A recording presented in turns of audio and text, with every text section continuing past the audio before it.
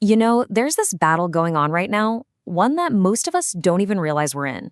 It's not a fight over land or money or any of that old school stuff. Nope, it's for something way more personal, our own minds.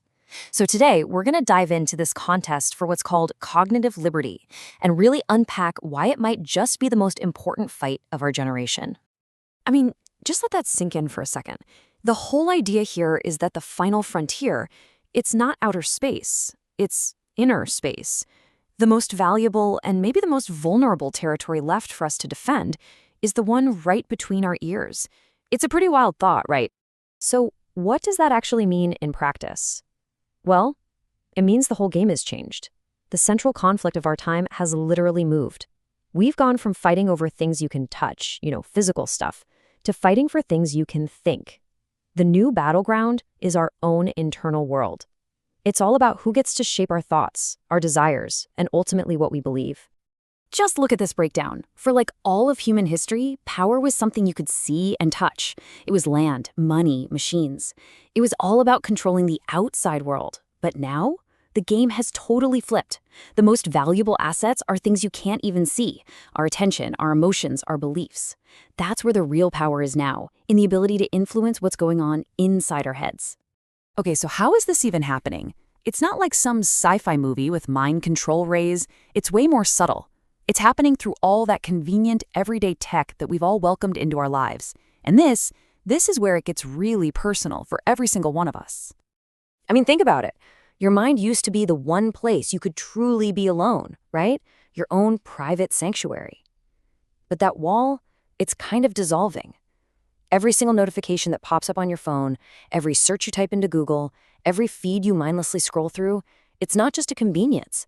It's a tiny little entry point into your consciousness. And that's the absolute genius of it, if you can call it that. This new kind of influence, it doesn't feel like coercion. It's not a locked cage or a heavy chain. It doesn't feel aggressive or pushy at all. In fact, it's the exact opposite. It feels helpful. It shows up as personalized recommendations or a curated feed or those little suggestions that seem to make life easier. And of course, we welcome it. It feels like the whole system is just there to serve us. But, and this is the big but, there's a hidden cost. Every single one of those little helpful nudges is chipping away at something incredibly fundamental, our own autonomy. Each nudge is a tiny surrender of control. And when you add up thousands of those interactions, they start to subtly reshape our choices and our thoughts, a lot of the time without us even having a clue. So what are we really losing here? What's the trade-off? The source material we're looking at calls it mental integrity. And what that is basically the ability to think your own thoughts and feel your own feelings without some outside force messing with them. This isn't just some lofty philosophical idea either. It's being framed as the absolute bedrock of freedom and, really, human dignity itself. All right, so that's the personal cost, which is a huge deal. But this thing goes way beyond just us as individuals. When this mental integrity starts to erode across the board, it has massive, and I mean massive, consequences for society. So let's zoom out and look at the collective price we're all paying. There's a name for this phenomenon. It's called agency decay. And it's exactly what it sounds like. It's this slow, quiet weakening of our ability to just pause and think for ourselves. Our brains are literally being rewired to be reactive, just instantly responding to the next ping, the next bit of outrage, instead of being deliberate and, thoughtful. And the consequences for society? They are pretty severe. When our collective ability to just think things through gets weaker, truth itself starts to feel negotiable. We stop trusting our institutions, we stop trusting each other. Real, thoughtful discussion gets drowned out by this constant performative outrage. And when that happens, the very pillars of a functional society start to crack. And the ultimate casualty? It could be democracy itself.